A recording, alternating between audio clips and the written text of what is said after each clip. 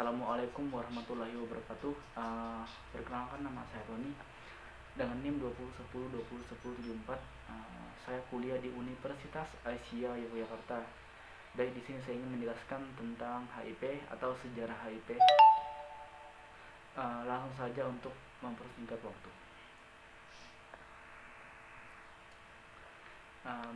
Sejarah HIV atau AIDS.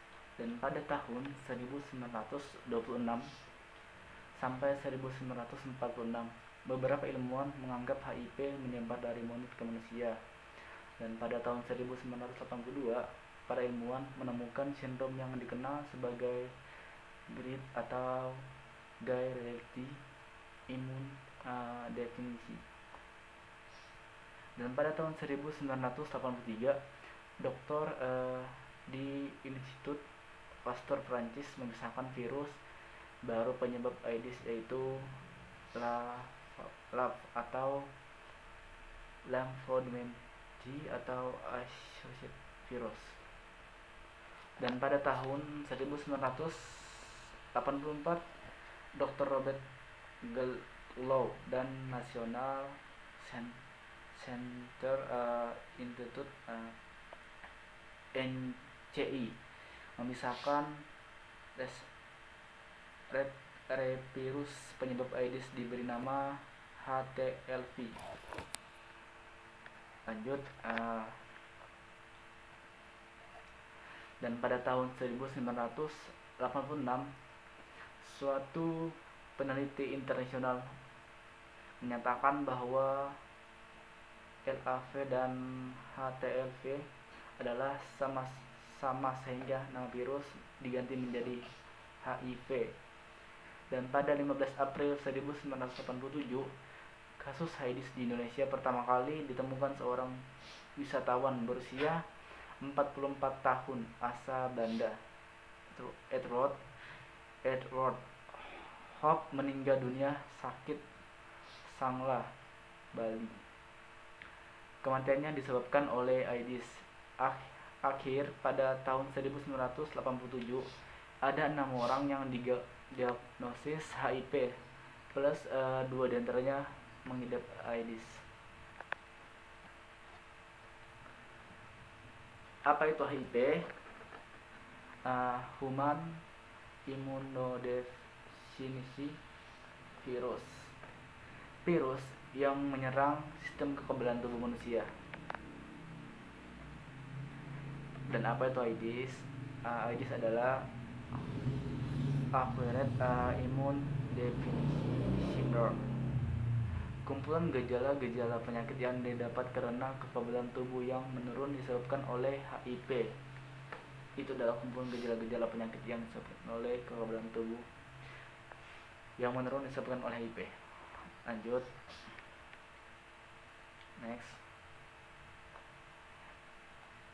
Media penularan HIV. Yang pertama adalah cairan darah, cairan kelamin, atau air susu ibu. Contohnya cairan darah seperti kita mengganti jarum suntik secara bergantian, itu bisa rentang terkena penyakit HIV. Terus cairan kelamin, contohnya kita seks tanpa menggunakan kondom. Terus air susu ibu, contohnya ibu terkena penyakit HIV, terus anaknya juga menyusui, otomatis anaknya juga terkena penyakit HIV. Next.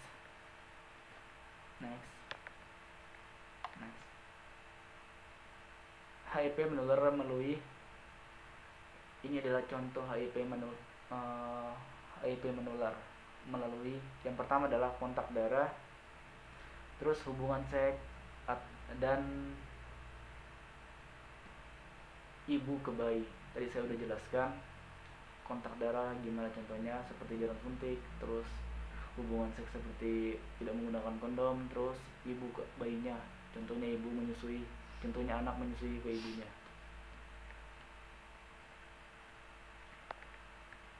Ya, ini bagaimana HIV menular berpindah cairan tubuh dari ibu ke anak, mengandung, melahirkan, dan menyusui.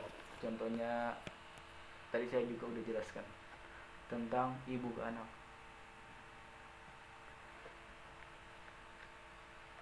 Perilaku berisiko tertular HIV. Tadi juga saya udah jelaskan, contohnya seks tanpa kondom, terus bergantian jarum suntik.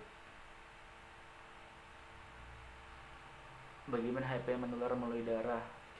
Tadi juga saya udah jelaskan, contohnya jarum suntik, seperti membuat tato di contoh buat tato pada teman, terus jarumnya tidak digantikan, otomatis ya teman yang lain terkena HIV. Terus tindik itu juga rentang terkena penyakit HIV.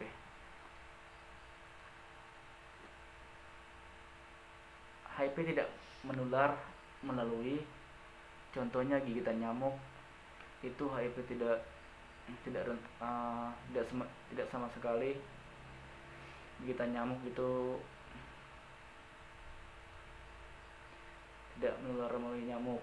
Terus bersalaman tidak juga, terus perlukan ciuman tidak juga, menggunakan peralatan makan minum bersama itu tidak bisa juga menyebabkan HIV. Terus tinggal serumah tidak juga, terus menggunakan jabat tangan yang sama. Next. Terus tahapan perkembangan HIV menjadi AIDS. Stadium 1 window viroid 1-3 bulan, bahkan 6 bulan. Terus stadium 2 HIV plus asymptomatic 5-10 tahun. Terus stadium 3 HIV plus dengan gejala penyakit adalah sampai 1 bulan. Stadium 4 AIDS CD4 200 atau 1-2 tahun. Next.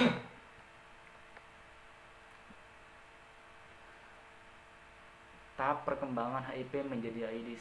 Fase pertama, asymptomatic, belum memperlihatkan ciri-ciri atau gejala meskipun sudah melakukan tes darah. Terus sistem antibodi terhadap HIV belum terbentuk window periode, biasanya antara 1-6 bulan. Terus penderita merasa sehat, terus sudah dapat menular melalui orang lain. Terus tahap perkembangan HIV menjadi AIDS. Fase kedua, asymptomatic, 5-10 tahun setelah terinfeksi. Terus belum memperlihatkan gejala sakit tanpa sudah positif HIV. Terus dapat menularkan pada orang lain. Terus tahap perkembangan HIV menjadi AIDS. Fase ketiga, mulai muncul gejala awal penyakit yang terkait dengan HIV. Terus belum dikatakan gejala AIDS. Gejala infeksi HIV antara lain, terus keringat berlebihan pada waktu malam, diare terus menerus, pembengkakan kelenjar getah bening, peluh tidak sembuh-sembuh, nafsu makan berkurang, dan lemah, berat badan terus berkurang. Itu adalah fase ketiga pada symptomatic.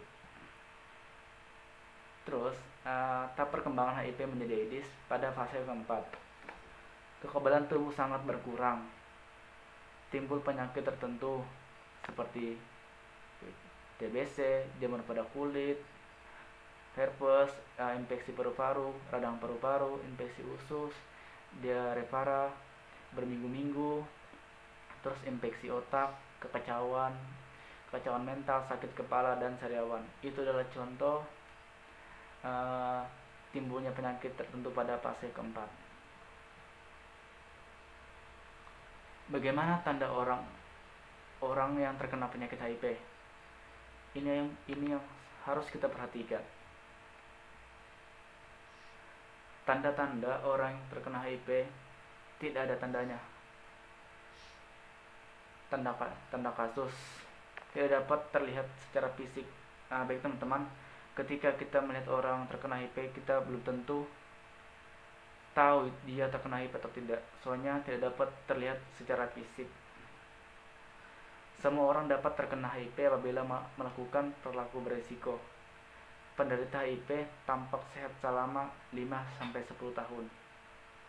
Terus, setelah virus HIV berubah menjadi AIDS, barulah gejala-gejala penyakit mulai muncul, seperti berat badan berkurang. Tadi saya sudah jelaskan pada slide